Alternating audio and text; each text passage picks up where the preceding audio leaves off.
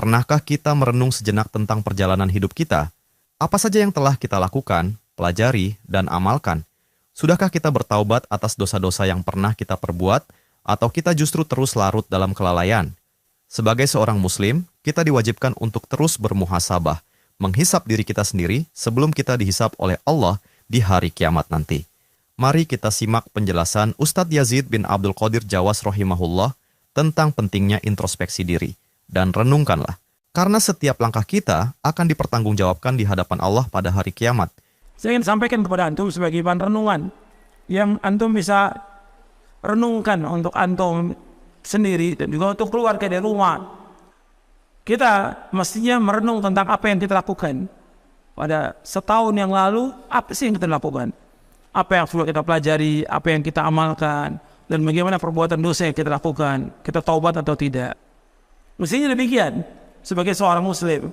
Seorang muslim harus terus muhasabah. Muhasabah artinya menghitung dirinya tentang apa yang dilakukan dari hidupnya. Sebagaimana kata Umar bin Khattab radhiyallahu anhu, hasibu anfusakum qabla an tuhasabu. Islam dari kalian sebelum kalian dihisab oleh Allah. Ada satu hadis, itu sekian banyak hadis untuk bahan renungan kita. Itu Nabi SAW bersabda, SAW, untuk renungan bahwa kita ini pasti akan ditanya oleh pada hari kiamat. Apa yang sudah kita lakukan di muka bumi ini? An-Nabi Al-Aslami radhiyallahu anhu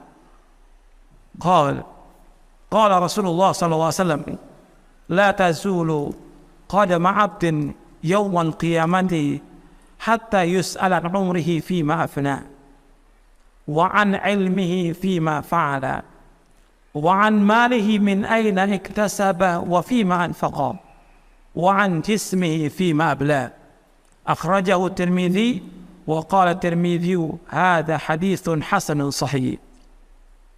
Dari Abu Barzah Al-Aslami radhiyallahu anhu, ia berkata, telah bersabda Rasulullah SAW, tidaklah bergeser kedua kaki seorang hamba nanti pada hari kiamat, melainkan Allah akan tanyakan tentang 4 pertanyaan. Yang pertama, Allah akan tanyakan tentang umurnya, dihabiskan untuk apa.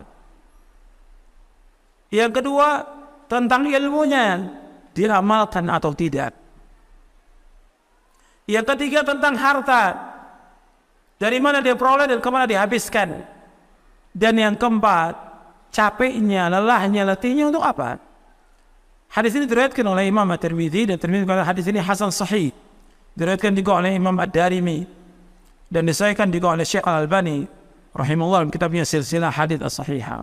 Anda perhatikan di sini, Nabi SAW menyebutkan dalam hadis ini ada 4 pertanyaan. Ini untuk semua, untuk saya dan untuk antum semuanya.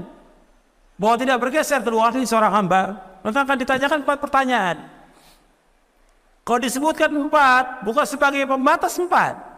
Banyak pertanyaan akan ditanya.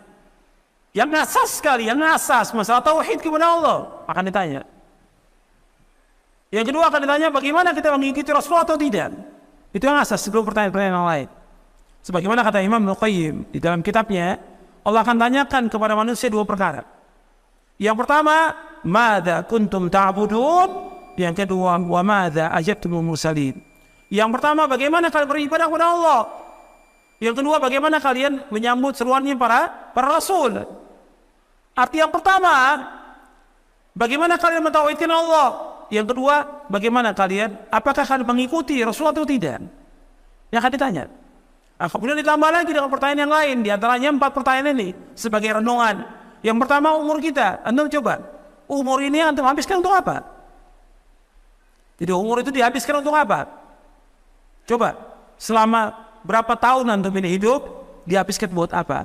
Ada yang habis buat makan, buat main, buat nonton, buat jalan-jalan, ya, buat olahraga, buat ngobrol, buat SMS, ya, buat segala macam nih, Facebook, chatting, segala macam sudah habis waktunya. Ditanya, buat apa waktunya? Apa buat nonton, buat main, buat segala macam, akan ditanya oleh Allah. Apakah buat ibadah kepada Allah, buat ngaji, buat mengamalkan ilmu atau yang lain, akan ditanya ini. Umurnya habis untuk apa? Coba Anda renungkan. Kemudian yang kedua, ilmunya. Dia nuntut ilmu atau tidak, dan dia amalkan atau tidak ilmu ini. Antum sekarang orang Islam harus nuntut ilmu, dan mesti nambah ilmu kita setiap hari, dan nambah iman kita, nambah ketakwaan kita kepada Allah. Mestinya demikian. Jangan tambah turun. Mesti ngajinya nambah, ilmunya nambah, ketakwaannya juga tambah kepada Allah, tambah takut kepada Allah, tambah warau, tambah zuhud, tambah takut kepada Allah. Ini kan. Coba ilmu diamalkan. Untuk diri kita, buat rumah tangga, tambah baik hubungannya. Rumah tangga dengan istri juga tambah baik, dengan tambah baik. Bukan tambah kasar, bukan tambah kejam, bukan tambah jauh dari Islam. Tambah baik hubungannya dengan rumah tangga. Begitu hubungan dengan masyarakat tambah baik. Ini ingat, coba renungkan ini perjalanan hidup kita. Yang kedua. Yang ketiga, harta kita dari mana kita peroleh? Dari yang halal atau yang haram? Kita cari maisha ini halal atau haram? Coba renungi, pekerjaan kita ini halal atau haram? Uang yang masuk dari kita, uang siapa? Uang orang, uang kantor. Barang itu yang ada pada kita, barang kantor, barang yayasan, barang masjid, atau punya orang lain, atau utang yang nanti belum bayar, nanti pakai barangnya. Coba atau renungkan, dari mana harta itu Anda peroleh? Dan kemudian kemana dihabiskan harta itu? Apakah untuk yang halal, apakah untuk yang haram? Atau untuk yang mubadzir, untuk yang bidah, untuk yang syirik? Akan ditanya oleh Allah, harta itu dihabiskan untuk apa? Apa dihabiskan untuk mubadzir? Seperti banyak kaum muslimin, dia habiskan uangnya untuk merokok, untuk bidah. Ini haram, rokok haram. Sepakat seluruh ulama tentang haramnya. Hatta Majelis Ulama Indonesia menjelaskan tentang haramnya fatwanya. Tinggalkan mubadzir itu namanya setan, dan gak ada manfaat sama sekali. Uang ini bukan uang kita. Uang ini harta yang diberikan Allah, yang memberikan kepada kita. Allah akan tanya kemana dihabiskan uang itu. Apakah untuk yang sia-sia, untuk yang foya-foya, untuk yang haram, atau untuk yang bidah, akan ditanya oleh Allah. Kemudian yang terakhir, yang keempat, yang akan ditanyakan oleh Allah pada hari kiamat, tentang capeknya kita, lelahnya kita, letihnya kita untuk apa? Kita capek untuk apa?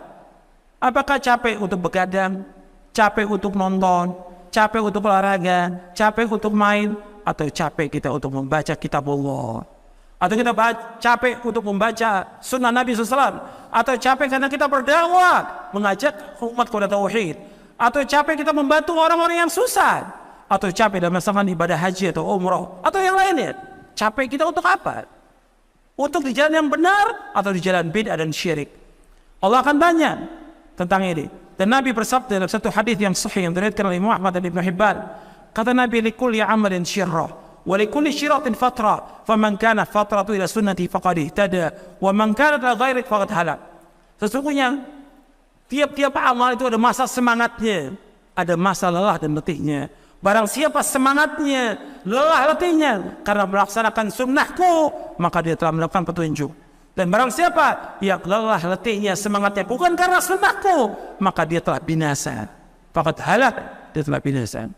Makanya tinggal kita ingat, coba kita introspeksi pada diri kita. Kita jalannya benar atau enggak dalam hidup kita? Meskipun kita sudah intisab pada salaf, mengikuti Quran Sunnah, pahami salaf, tapi jalan kita benar. Sebab ada juga yang gulu, yang berlebihan. Ada juga yang menyamai kelompok takfir, ada juga yang melalaikan, ada yang suka tahdzir kepada orang, ada juga yang segala macam berbuat dosa dan maksiat. Coba antum merenung perjalanan hidup ini supaya kita kembali kepada Allah dengan hati yang selamat. Sebagai penutup, mari kita jadikan semua yang telah dibahas ini sebagai bahan introspeksi dan renungan mendalam dalam hidup kita. Setiap dari kita pasti akan ditanya oleh Allah di hari kiamat. Dan pertanyaan-pertanyaan tersebut akan menyangkut setiap aspek dari kehidupan kita, mulai dari umur yang kita habiskan, ilmu yang kita peroleh dan amalkan, harta yang kita kumpulkan dan bagaimana kita membelanjakannya, hingga tenaga dan waktu yang kita curahkan untuk apa. Jangan biarkan waktu berlalu tanpa muhasabah diri, karena sebagai seorang muslim, muhasabah adalah kunci untuk memperbaiki diri dan mendekatkan diri kepada Allah. Seperti yang diingatkan oleh Umar bin Khattab radhiyallahu anhu, hisablah dirimu sebelum kamu dihisab oleh Allah. Semoga Allah memberikan taufik dan hidayah kepada kita semua untuk terus memperbaiki diri dan mempersiapkan jawaban yang baik di hadapannya kelak. Mari kita berusaha untuk lebih baik, untuk lebih bertakwa, dan untuk lebih berhati-hati dalam setiap langkah kita. Wallahu a'lam.